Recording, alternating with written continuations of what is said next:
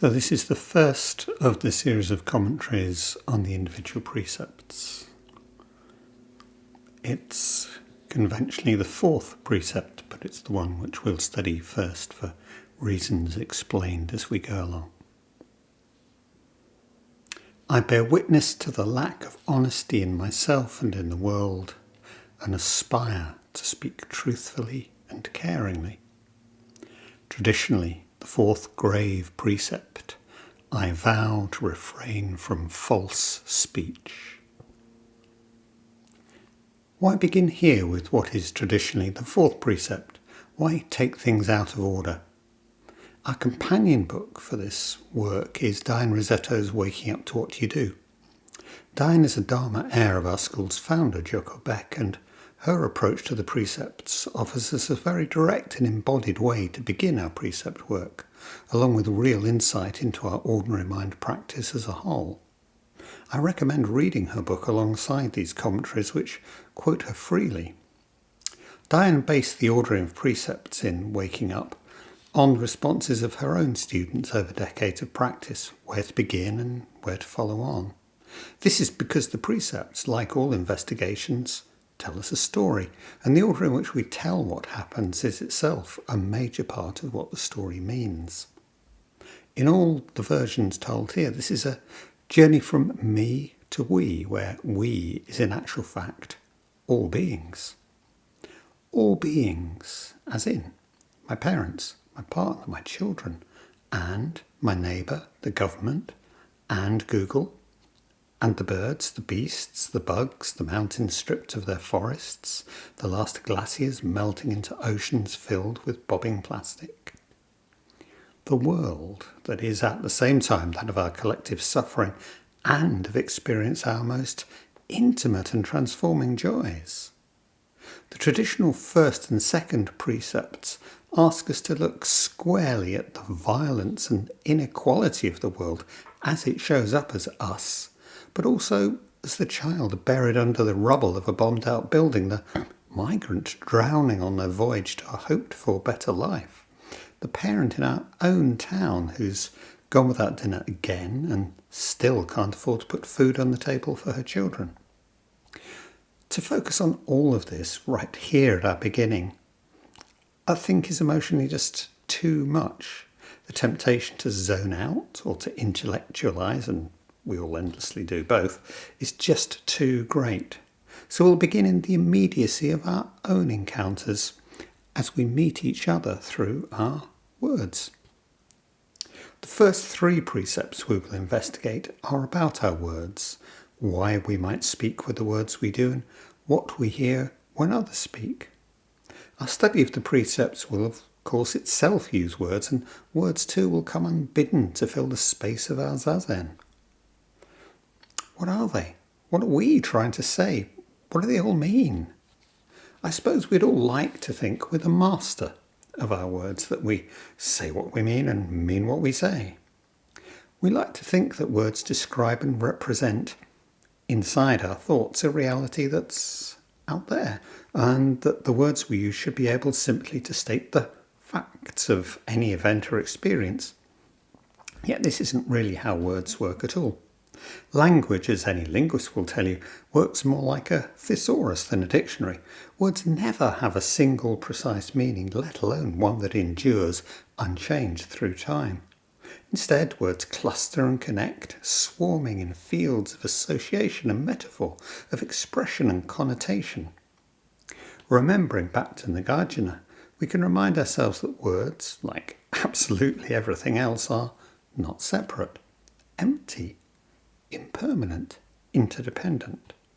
In terms of the seamless continuity of reality, to the extent that all our words invoke a language of fullness, of fixity, of generalization, they are all lies.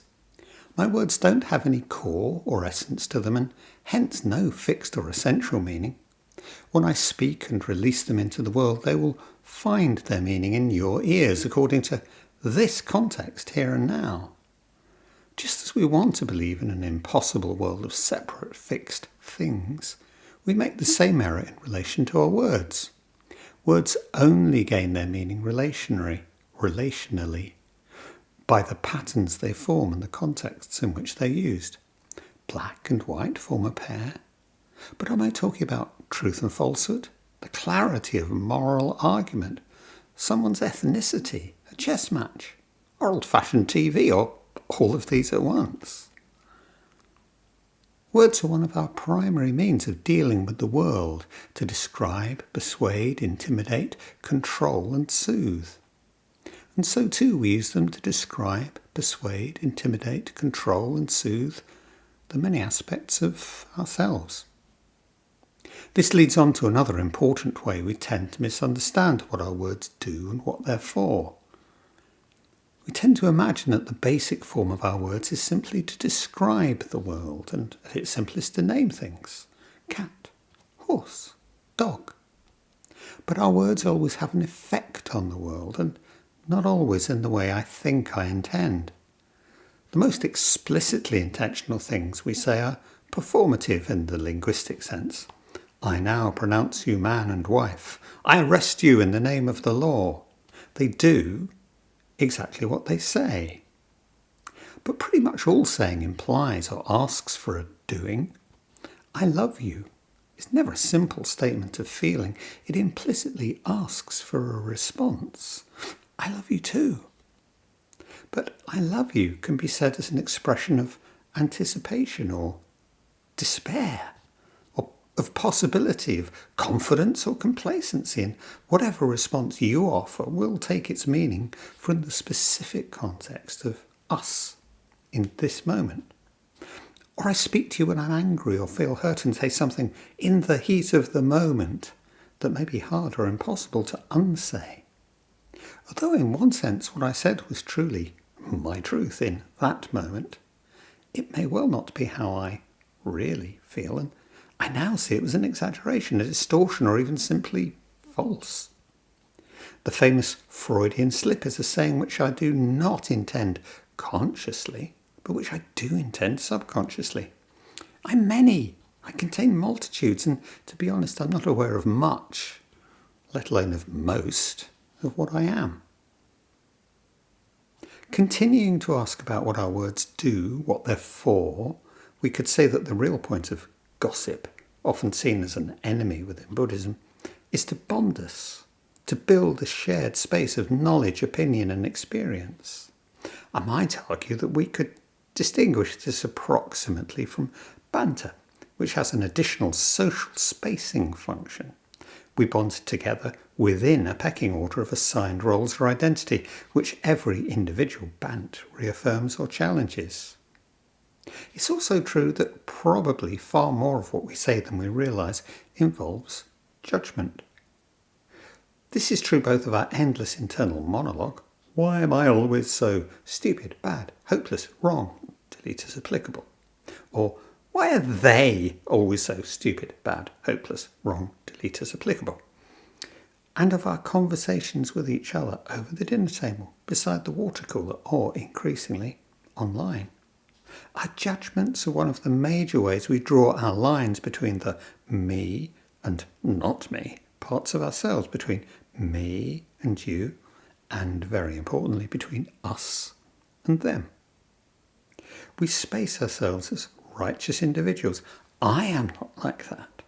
As righteous groups, we are not like them, her, him, inside and outside, separate. So beyond what I see as the literal meaning of what I say, which is itself more ambiguous than we might imagine, and beyond what I now imagine I meant when I said whatever I said, there is the whole question of what my words actually do in the world, of the real effects they have, whether consciously or unconsciously intended or simply accidentally. Language is a toolkit through which we fabricate both each other and ourselves. These tools are not of our own making. I speak a language which pre-existed me, and it's largely through using this language that I became the self I am. My words may over and again claim objective and independent truth, the whole truth and nothing but the truth, But the reality is that these words cannot help but embody my whole approach to the world. An approach made up as much of my hopes, fears and desires, my assumptions, my habits and preconceptions, as it is of things and persons in any sense out there.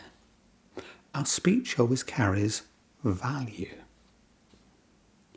If words never only describe or name, then everything depends on how we actually use them. I've already pointed to dissociation as a key psychological process, my separating off the various aspects of myself, either as a strategy to enable me to focus on the task at hand, or to build walls of separation within ourselves and between ourselves and others. I might ask, why do you always do that? Or say, you know what those people are like. These statements are clearly intended to have an effect on you, to demand your agreement and to change or reinforce how you behave towards me or other people. And I practice the same with myself. I know it will all work out in the end. I know it will all work out fine. I didn't really mean to do that, or my favourite, the final self-justification of most murderers on TV cop shows. I didn't have a choice. I had to do it. Do I really believe myself in any of this? Or am I trying to persuade myself? Or is it one aspect of me, what we'll later explore as a self-state, trying to understand, rationalise or disown another part of me, another self-state?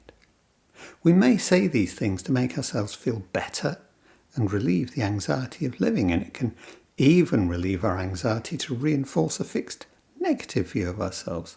I am such a loser. As we'll look at later on, our anger is always safer to experience than the fear of uncertainty. I am impermanent and inconsistent, divided within myself, pulling in different directions at once. The more I try to deny or ignore this complexity and self-contradiction, then the less I understand my own actions, and the more likely they are to miscarry. What forces shape my words and how they're heard? My word choices will tell you a lot about my social class, my education, and the kind of relationship I see ours as being. Is one of us speaking in a professional role? Teacher, police officer?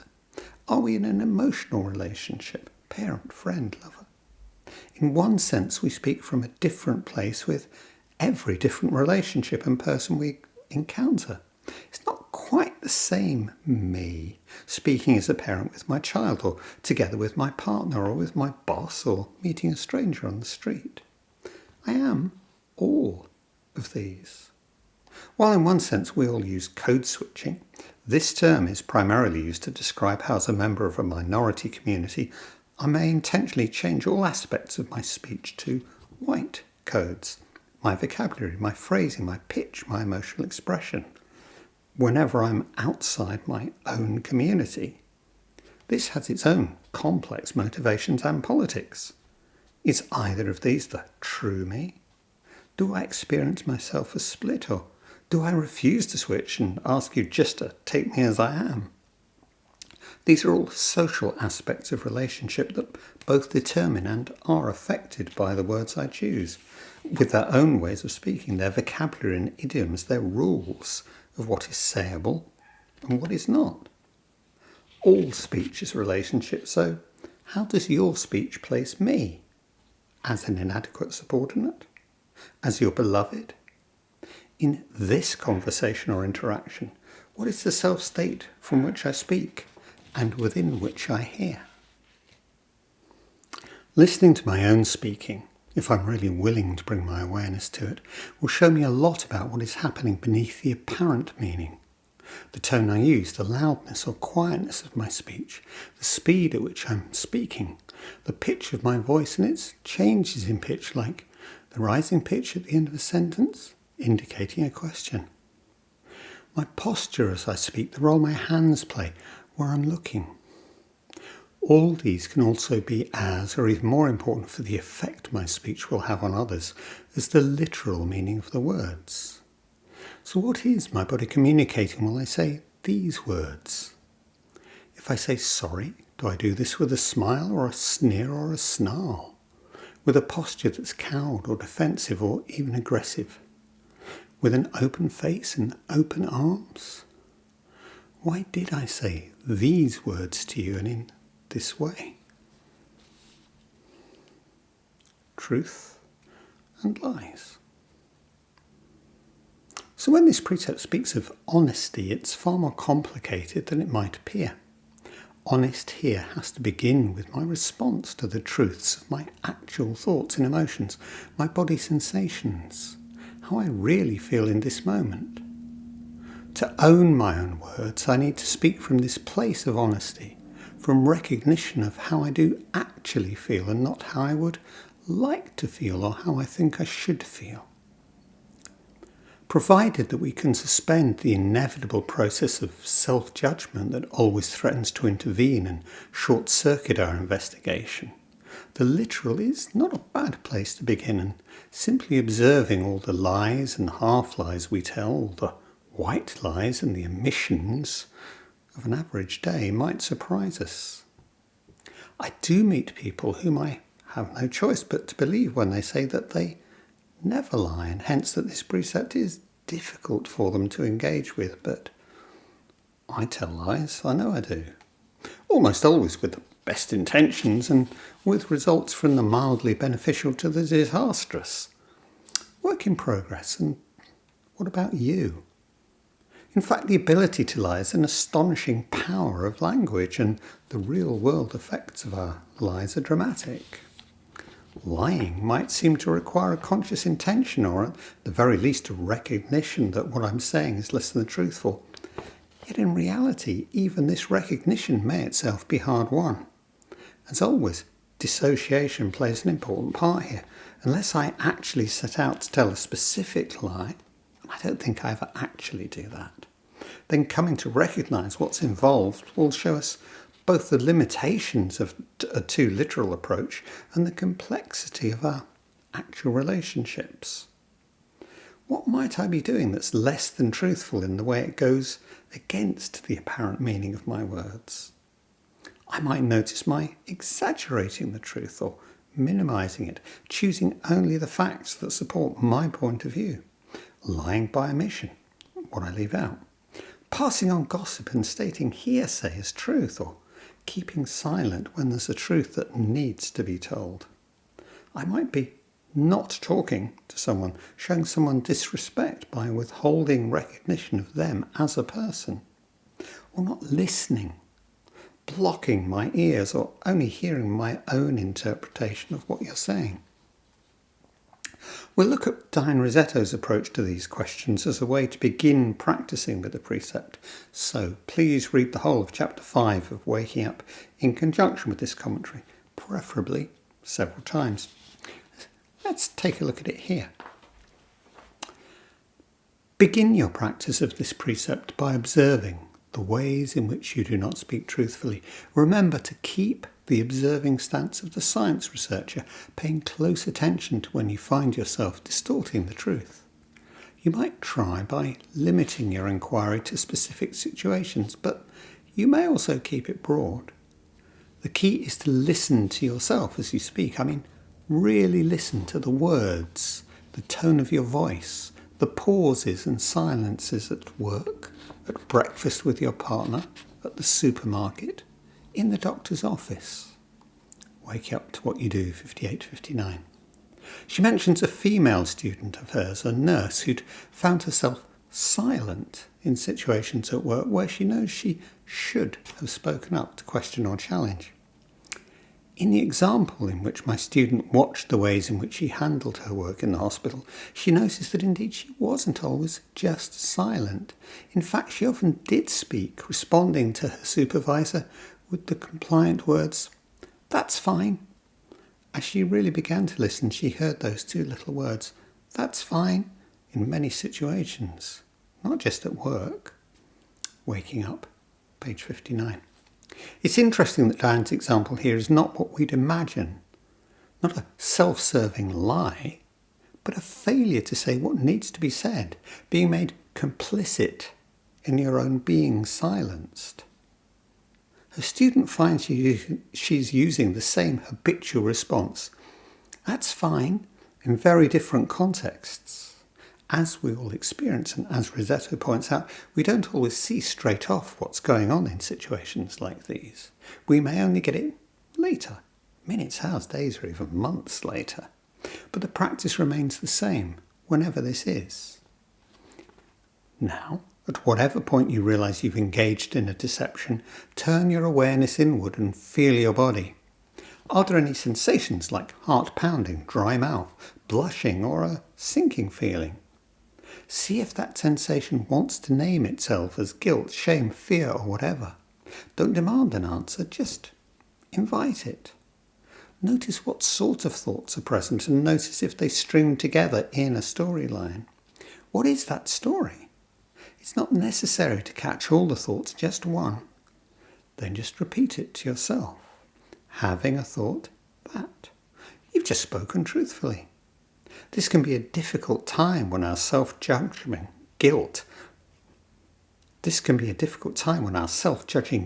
mind takes over, but we handle a judging mind as we do any other thought or emotion or body reaction. Label, feel, breathe, and move on. Waking Up, page 60. This is a beautifully and powerfully put description of ordinary mind practice. It's in the persistence, in our returning over and over again to it, that insight occurs as an embodied, visceral understanding that happens deep within us. Eventually, when you're ready, an insight will begin to emerge. You will not only know it in the gut, you will feel it and breathe it in its complete presence. My student, who is the nurse, worked with this precept for several months before she began to have a sense that what she was trying to keep silent was the belief that if she said what was on her mind, she'd be rejected.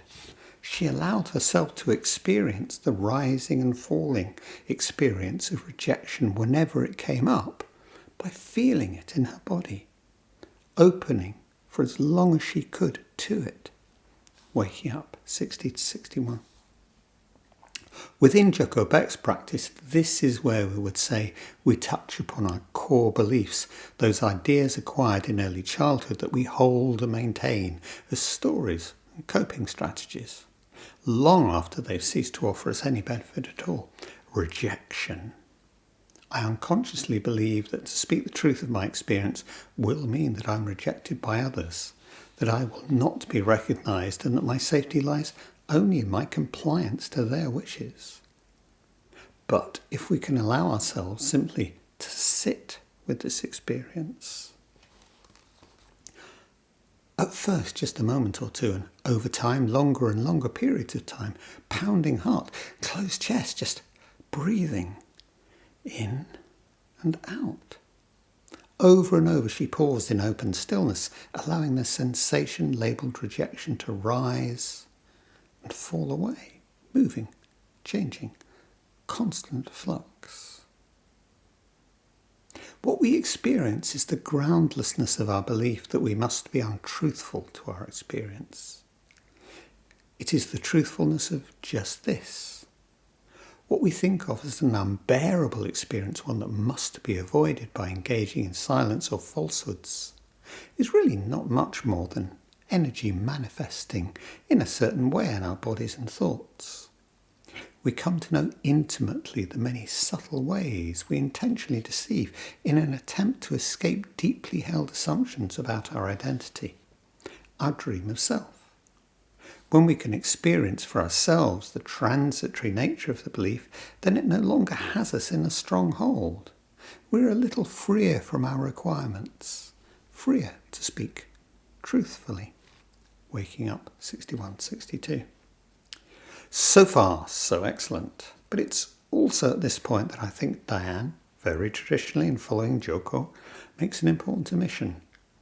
It's now all about her student. This nurse and mother has formed a coping strategy in her childhood she now misapplies to domestic and professional situations alike. Her childhood fear of rejection is messing up her adult life, but Sitting in the quiet of Zazen will show her the error of her ways and how to change things. Now, there's a usefulness in thinking in these individualistic psychological terms, but it misses the wider and deeper context within which we speak and are spoken to, within which we listen and are listened to, or not. Diane's student does not live in isolation from the world, but as part of it. And her silences are not simply those of a frightened adult child, but silences within actual relationships of social hierarchy and convention. The two things we're told about this student are that they are a woman caring for children and a nurse, a traditional woman's role, working in a hospital. Both are complex social relationships in which it's routine for women to be silenced by others and so to come to silence themselves. The professional situation is specifically hierarchical. Doctors tell nurses what to do. Doctors know and speak. Nurses are spoken to. They listen and they execute their orders. In addition to this basic doctor-nurse dualism, senior nurses do the same with juniors and care assistants, senior doctors with their own juniors. Hierarchy is established and explicit. Within these relationships, it's entirely unsurprising that she should experience unease at the disjunction between what she knows, this is not good care, and what she feels able to say, a disjunction that will itself be distressing, and which will tie directly to whatever began this condition of self-silencing in childhood, which itself may well have been conditioned by what was expected of her as a girl. She may be able to negotiate the space to speak out more within her team and so command more respect, or there might equally be pushback or reprimands. Life back home parallels that at work, and probably, I obviously don't know, and please forgive my heteronormative assumptions. Deferring to husband or children and still doing most of the housework despite having a responsible and demanding job. In this context, it's probably more about not getting or doing what she wants or needs, and instead just going along with partner or children. It ties into her stories about how I don't deserve things.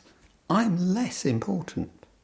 Clearly these are gendered assumptions about providing care and about parenting, and what these two different situations share is the silencing of a woman's own voice as being somehow lesser.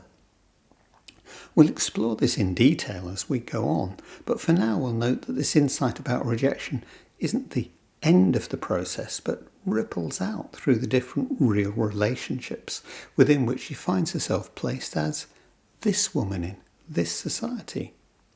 One of the deepest core beliefs in our society is that as separate individuals, we are always individually both the cause of and solely responsible for our actions, and hence too for the resulting social situation in which we find ourselves.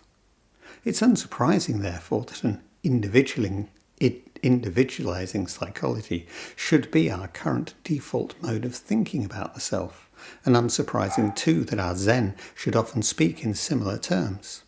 Such an attitude, however, is in fundamental conflict with the infinitely complex causal chains of interdependent origination, of our actual non-separation, our impermanence and interdependence, the interbeing, as Thich Nhat Hanh calls it, of all beings.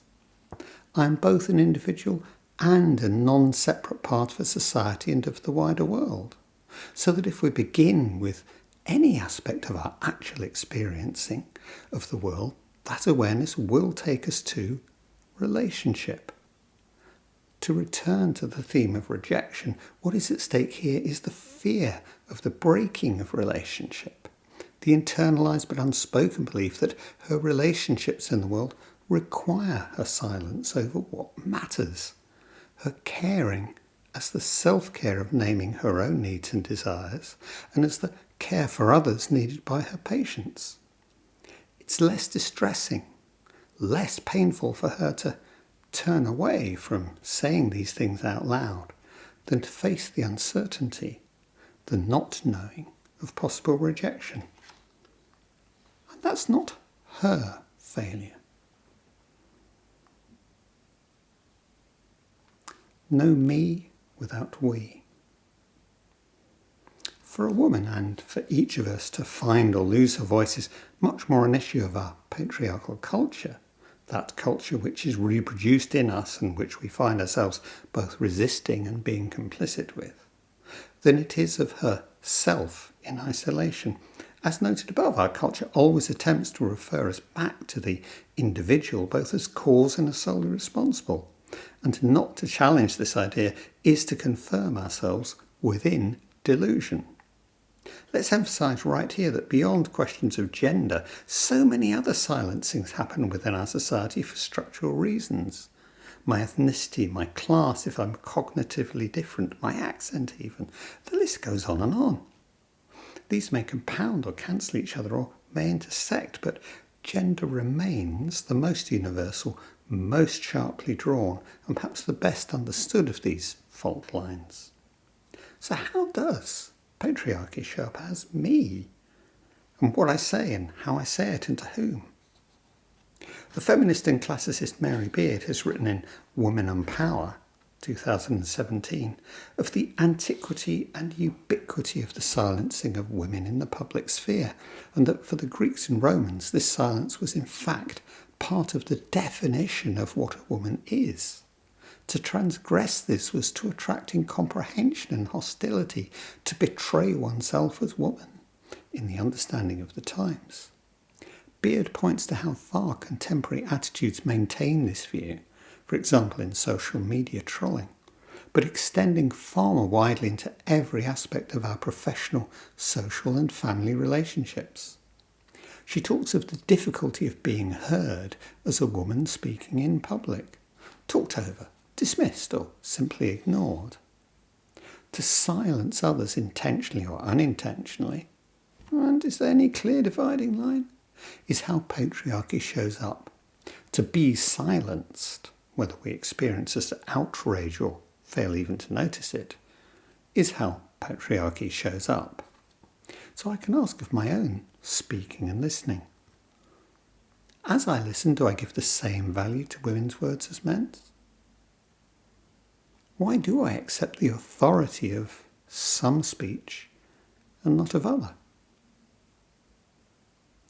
Do I expect myself to be heard when I speak or not? What value do I give my own words? As a woman, do I experience being talked over? How do I react? How do I feel?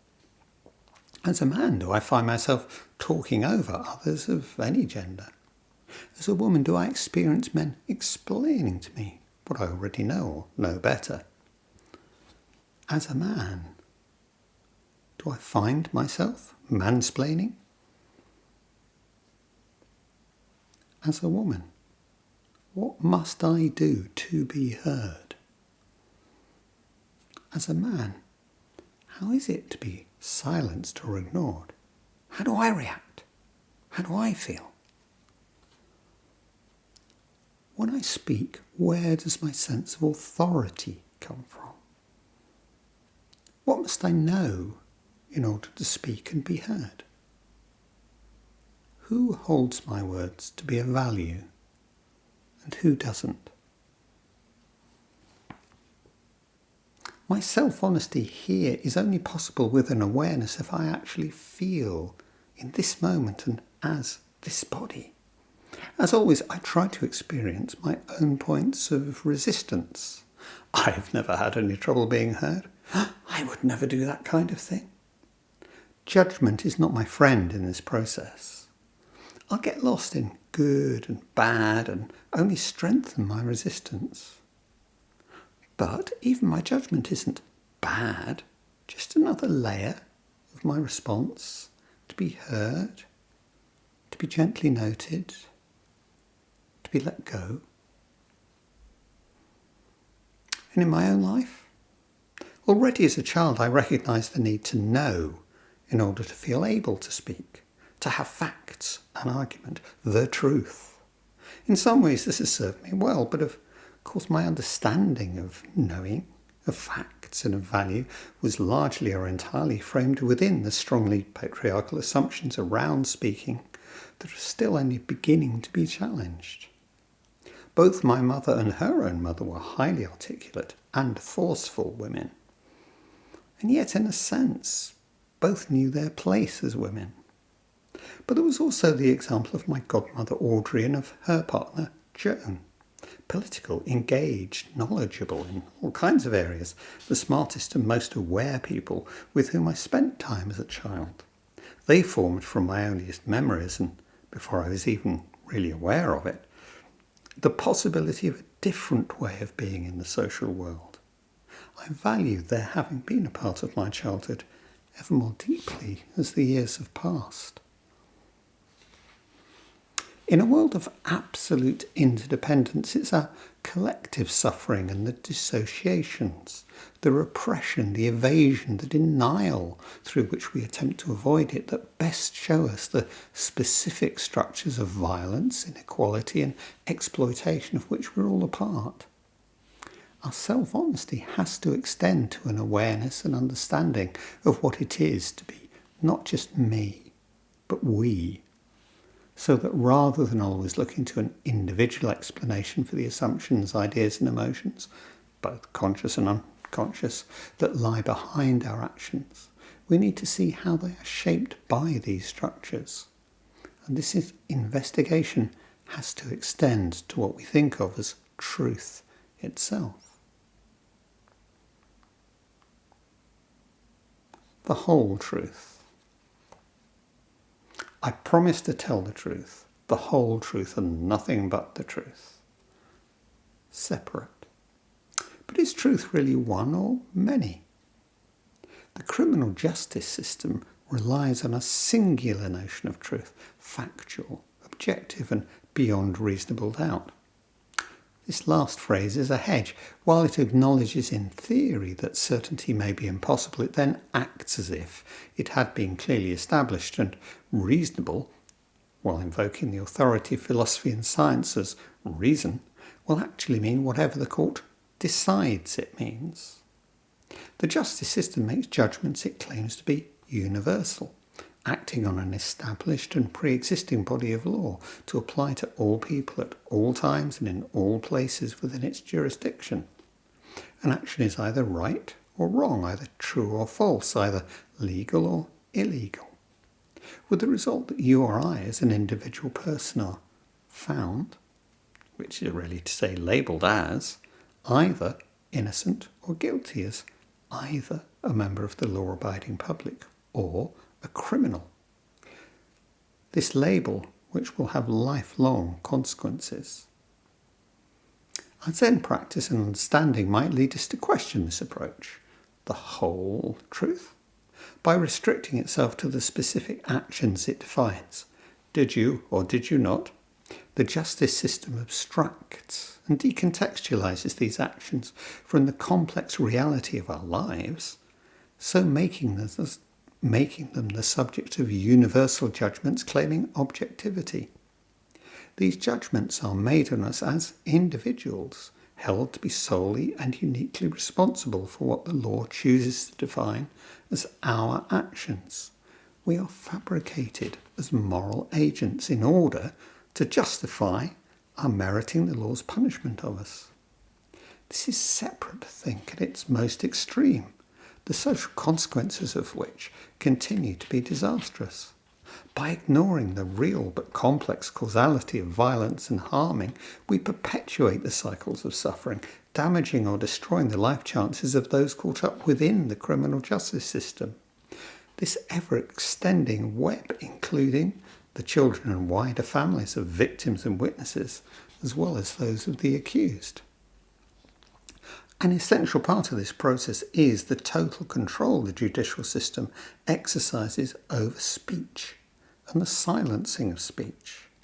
Just who may speak and when and with what authority and what consequence. Speech and silence are orchestrated to demonstrate the absolute authority of the court and of its version of the truth. The truth is finally only what it allows to be so.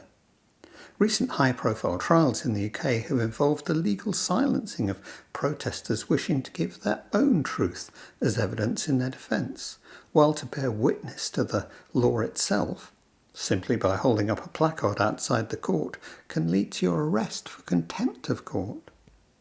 Meanwhile, the granting of super injunctions to wealthy individuals or companies makes it illegal even to say that such an injunction has been granted. Here, as always, silence and truth have an uneasy relationship. Legal judgment exemplifies performative speech. I sentence you to 10 years imprisonment. The judge's words actually performed the separation, the enforcement of the bar between right and wrong, legal and illegal, public and criminal. The purpose of this bar is to legitimate and make lawful the coercion applied to us and the violence it imposes on us. In whatever way any judicial system might wish to justify itself in its actions, all are ultimately based in violent coercion, a coercion legitimised by the performative action of the judge's speech. Although we face very different consequences, we are fundamentally in the same position as the first peoples of 16th century South America, to whom the invading Spanish soldiers read out loud the requerimiento, the requirement in the name of God issued by the Spanish monarchy. For this to have been performed, read out, was enough to make any resistance that of a rebellious subject of the Spanish crown, and hence the legitimate victim of any published punishment or violence decided on by the invaders in the name of God himself. Their resulting enslavement and deaths became a genocide. We do not share their fate, but equally, and merely by being born within our nation's boundary, we are held to have agreed to any and all laws enacted previously or in the future by our state, and so liable to whatsoever punishment it decrees. Unsurprisingly, our laws and punishments have evolved to reflect the priorities and requirements of those who wield most influence, albeit supposedly justified by claims to universality and objectivity, as was the requerimiento. The voice of authority, of God or of the state, is held as absolute and its statements as objectively and universally true, an authority in reality based only on their ability to carry out their final sanction of violence. It is almost always the poor and those who appear to be other in any way that are placed in danger of this coercion and violence. So who is allowed to speak, and when they speak, who do we actually hear? The judge speaks in the name of the state, the king, the people. In whose name do I speak? Who or what stands behind what I say? How often do we bring this juridical model into play at moments of tension of our resistance to experience our... How often do we bring this juridical model into play at moments of tension of our resistance to experiencing our lives in this moment? Blame, guilt, shame. We too easily become barristers in our own impromptu courtrooms and are happy to move from there to being both judge and jury, abstracting and decontextualizing, assigning individual responsibility, making our universalizing judgments, separating. We pass judgment not only on particular others, but on whole groups of other people, and of course on ourselves too, relentlessly. Either we declare our hands clean because theirs are dirty, or that we too are guilty and must be punished.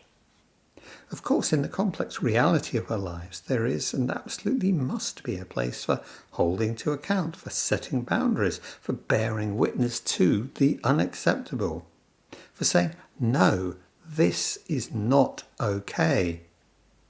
But we need to be aware of the wider setting, of what is at stake and what is in play both in our individual and collective judgments, by being aware of the part our own resistance to our experiencing plays.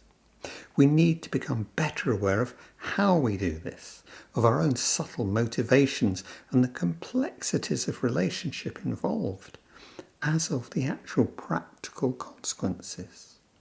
We might usefully ask of anything we say, in whose interest do I speak, and what are the consequences of saying this? When we speak to command, or ask, or question, or protest, then on what authority, what understanding of truth do we say so? Just who or what do I imagine stands behind what I say? And with what form of sanction? Each nation's legal system offers us a perfect example of the use of truth as power. The power to allow or deny speech, and to perform truth through speech, a performance always guaranteed by the final threat of violence. What is so established is a truth that aspires to being certain, to being universally valid and prescribed in advance of the specifics of this context. One whose purpose is to control both its population as a whole and of the permissibility and management of our individual actions. But is this enforced separate thing really appropriate to the actual complexity of this not separate, impermanent, infinitely interconnected world? Legalistic truth embodies a kind of understanding very different from the self-honesty that slowly reveals itself through our continuing practice. A self-honesty that is in itself always and already a form of caring. So what about coming to embrace our not knowing? Not knowing. Not knowing has an important place in Zen. Not knowing is not simply uncertainty about what will happen next, ignorance about the future, but the irreducibility of this uncertainty. To embrace our not knowing is to move beyond the paralysing fear of uncertainty and the efforts we all make to avoid the experiencing of that fear. I say this as having been a supreme master of such avoidance.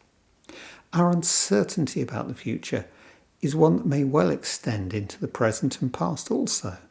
The revelation of, say, a partner's infidelity will dramatically redefine both present and future as uncertain. Where do we go from here? In the prevailing illusion of my separateness, the temptation will always be to grasp at the spectre of control. I must master the other, or the world. I need to know what has gone on and what is going on, and so control what will happen next. Such control will always be at best partial and often completely illusory. Being based on the fearful premise of separation, such efforts are often deeply damaging to both self and other, and so too to all relationship. This also applies to myselves. The illusion of my being separate requires that I am only ever one thing, not the many, the multitude which my growing self-awareness shows me to be. And I am hence not transparent to myself, not inherently self-aware. Bodhidharma, when asked directly by the Chinese emperor, "Who are you?" finally replies, "I don't know." When the young monk Fayan, making the rounds of teachers and temples on his pilgrimage, is asked by Master Dizang, "Why have you come?" his reply echoes Bodhidharma, "I don't know." "Ah," says Dizang in response, "not knowing is most intimate." Not knowing is, looking forward to the sixth precept we'll study next, the space of openness and possibility. Not knowing reminds me that all my knowledge, all my ideas, all my certainties are always limited, approximate, relational. This is the importance of Bodhidharma's and Fayan's not knowing. Each is a chance to reform my experience and hence my understanding of this moment, of myself, of this person, of life as it is, of the world. We have already begun to explore the practice of bearing witness, which is itself a response to not knowing, and it is both a listening and a telling. What these share is an opening and an openness, a bringing to light. To what will we bear witness? What truth will we find? Or will our words tie us only more deeply or more damagingly to our delusion? Just as Diane's students' silences were not simply about her, but rather about her relationships and the place of those relationships within our contemporary society as a whole, so too our not knowing is never solely our own affair. I was writing an earlier version of this commentary when the world moved into the COVID-19 pandemic, a not knowing that made practicing with the 3 speech precepts seem more urgent and relevant than ever. From the beginning of this crisis, everyone struggled to appear to be in control, and in doing so inevitably to turn away from the overwhelming and conclusive proof of our not knowing that the pandemic provided.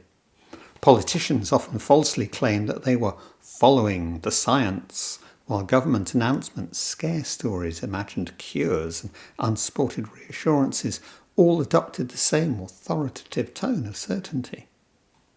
Our not knowing is the fundamental condition of our lives, but we run instead towards certainty, and the greater the uncertainty, the greater the craving to know and to maintain the self-sense and appearance of control.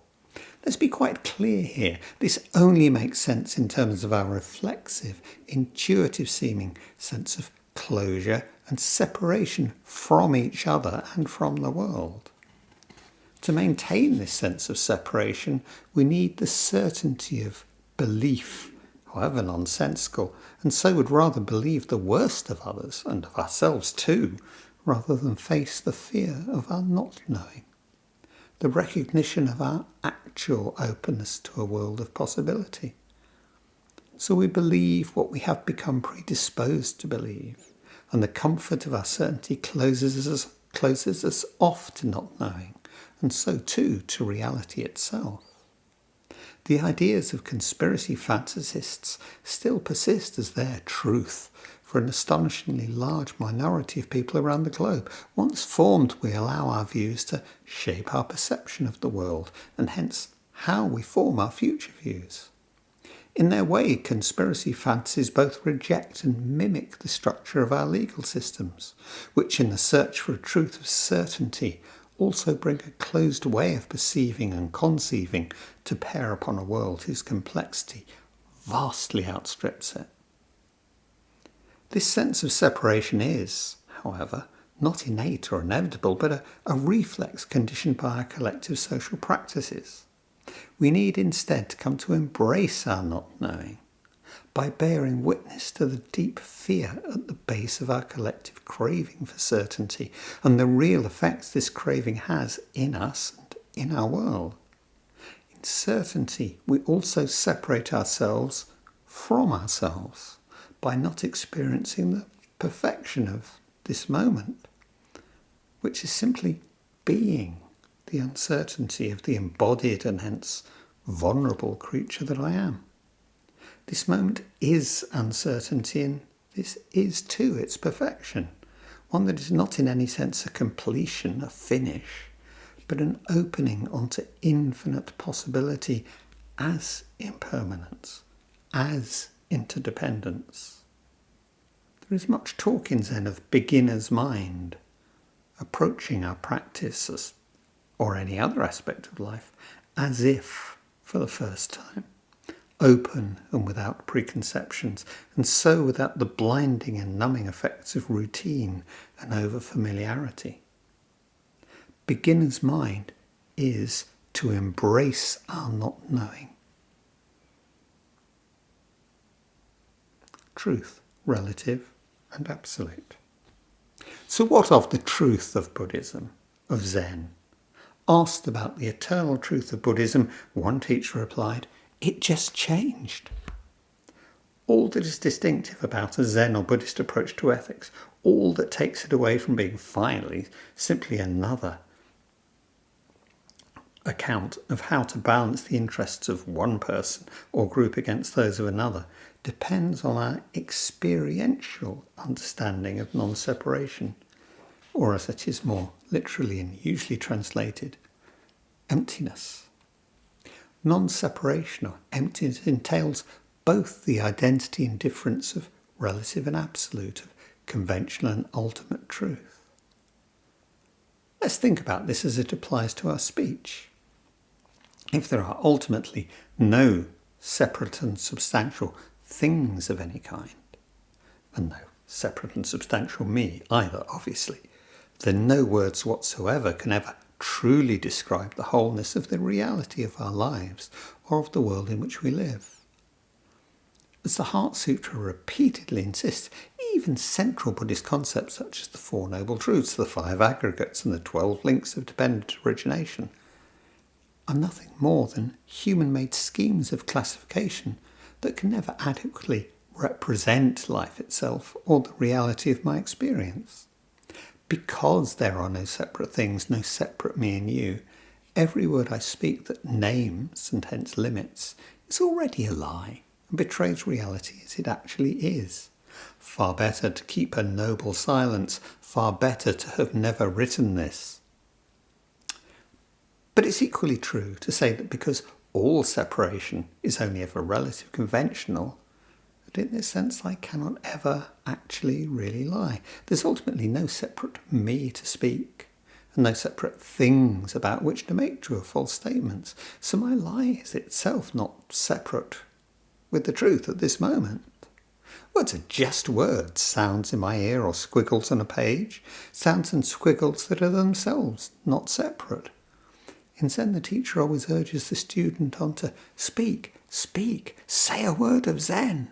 Not, try really hard to get it right, but realise you can't go wrong. Say your truth, whether it stutters, simply expresses your confusion, or flashes with insight. Speak. In this sense, words are simply a particular kind of empty, not separate thing of event. In this sense, there is nothing that can be said, not because words are finally inadequate to the ultimate truth of an unsayable reality, but because emptiness is itself empty. Non-separation is itself not separate. Nothing to be asserted, nothing to be true or false. No absolute, ultimate ground on which we might be able to found our truth. The only absolute truth is that there is no absolute truth, which, far from making the relative or conventional world in which we live unreal, leaves the relative as the only reality and all truth as relative. The only truths are the truths of this relative world, truths like my headache or quantum physics or this keyboard. The takeaway is just this. So what is the relative truth of this moment? My experience of writing this for you, you're reading this. Truth is always relational because life is. One truth to rule them all. Truth is finally only the truth of this relationship of particular speakers in a given context. To assert the universality of a truth, that a truth is true in all contexts, is itself a particular kind of practice of power. It's now becoming more generally appreciated that the universal aspirations of Western philosophy and science from the 18th century onwards, the Enlightenment as we call it, were themselves an important part of the parallel imperial projects of global invasion and colonization, and of the development of capable and compliant populations at home. The language of objectivity spoken by the educated, independent, in the sense of able to command the labour of others, white male observer would henceforth be the standard by which the whole world would be judged and would come to judge itself. Science itself proved the superiority of men over women. It proved too that of some white Europeans over all other ethnic groups, and provided the ships and the firepower to establish the superiority de facto across the entire globe.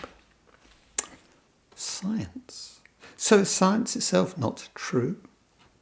Contrary to what is sometimes assumed, the scientific method at the heart of all science produces truth which is always contextual and highly specific, and with which any claim to universality is always subject to testing and vulnerable to falsification. This is what makes it science. Precise conditions must be observed, and repeatability and consistency with other accepted results are essential to establish the consensus that scientific truth finally is. What are produced are descriptions of regularities from which probable conclusions can be inferred and others discounted. The things of science, atoms, forces and the rest, are useful descriptions, neither real nor unreal beyond this. Science too has its moments of not knowing. In the critical moments of change in our understanding, we characterise as paradigm shifts, as in Kuhn, or a new episteme, Foucault.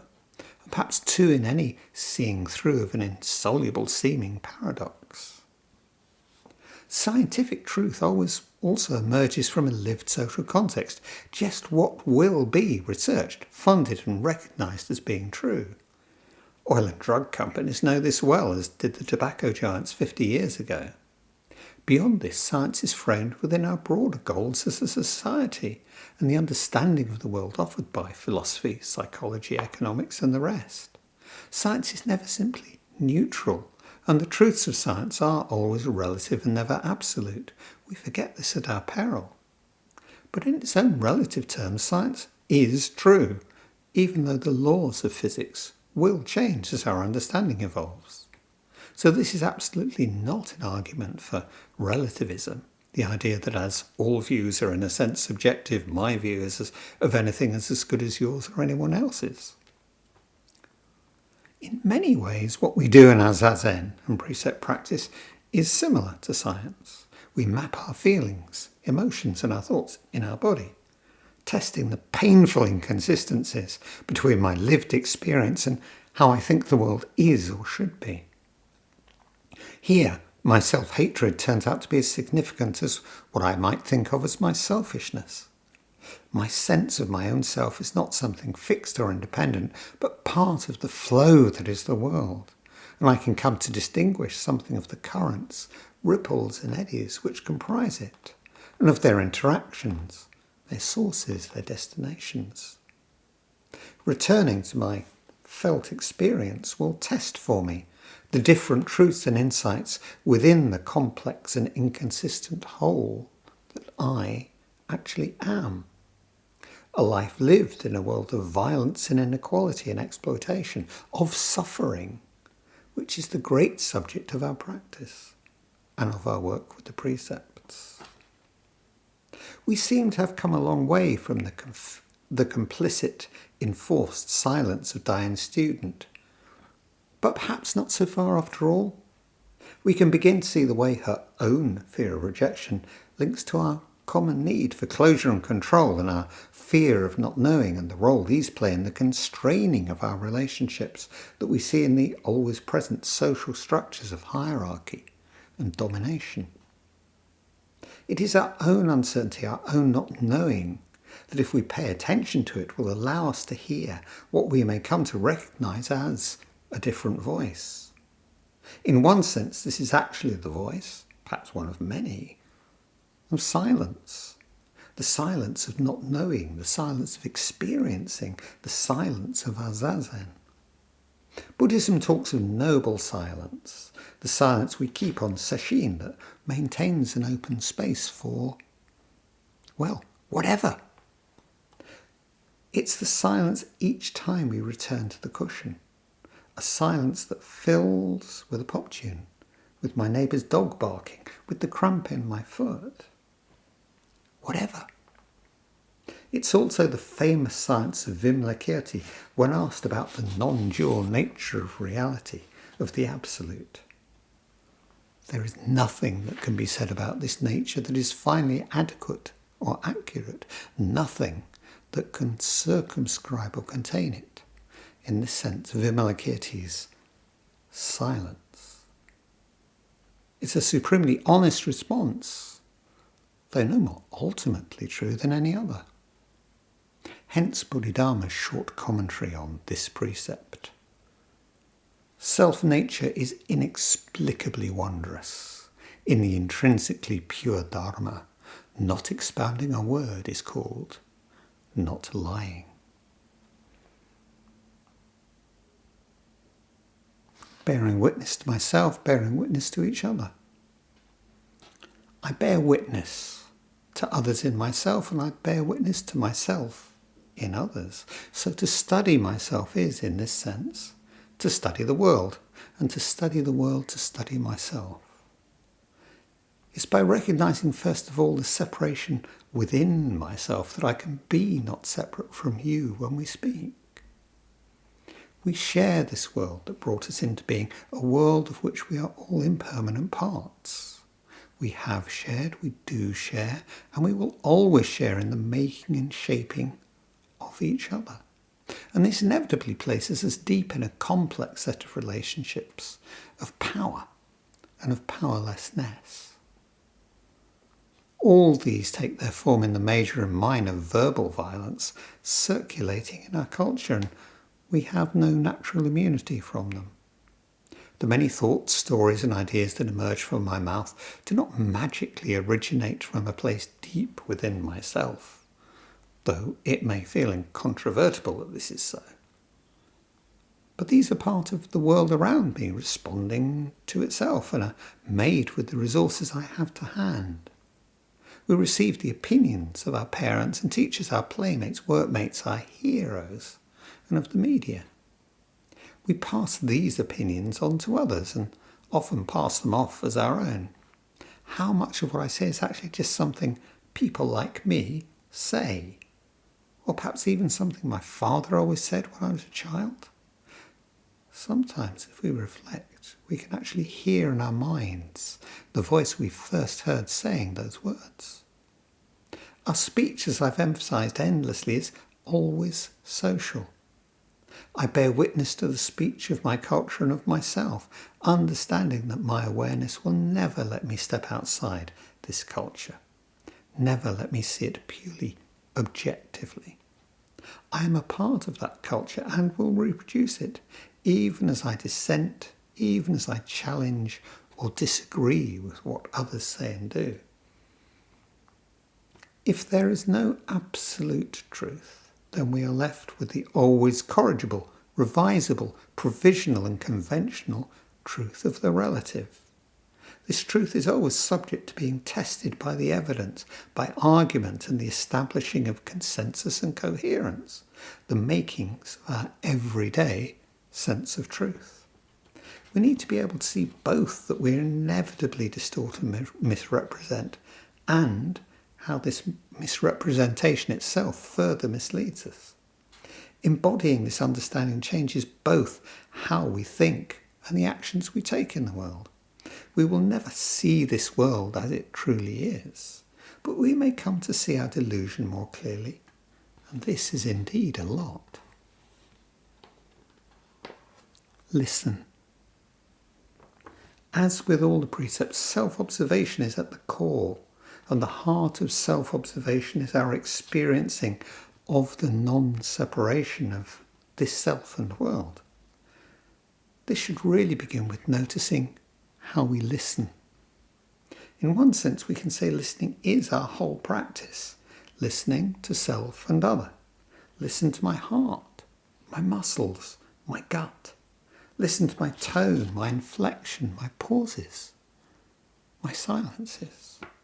Listen. Listen with my ears and my understanding, with my eyes and the response of my own body to your body posture, your expression, your gestures. Listen with the whole of me, listening with the whole of you. Listen through my awareness of my own excitement, my delight, my anger, my disgust, my despair at what you're saying. Can I listen beyond my judgment of you for saying exactly this? Am I open to hearing and understanding what you're saying, whether or not I agree with it? Can I see how it makes sense from your point of view, even if not from mine? Can we disagree with each other without communication and openness breaking down.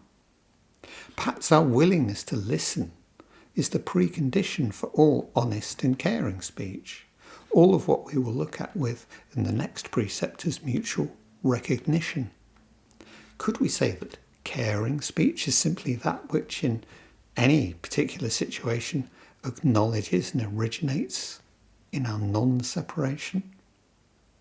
Caring speech is not about commanding or demanding assent, but must be able to hold the non-violent resolution of our disagreement, hold both our anger and the other's anger, and our frustration and despair.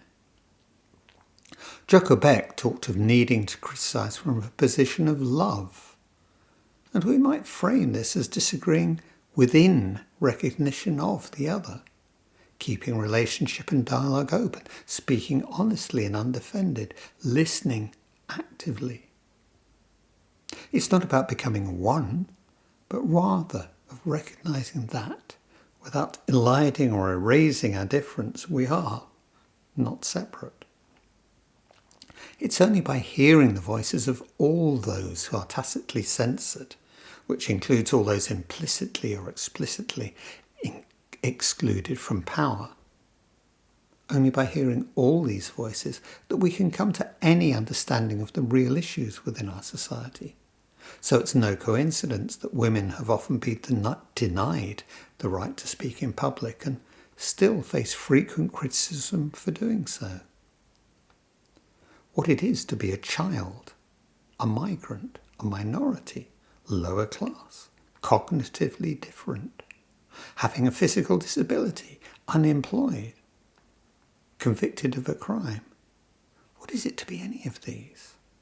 Without listening with, the better to understand, those leading very different lives, what hope have we of any kind of justice, equality, or truthfulness? Only in this way can we find and expand elements of both individual and collective caring within our society.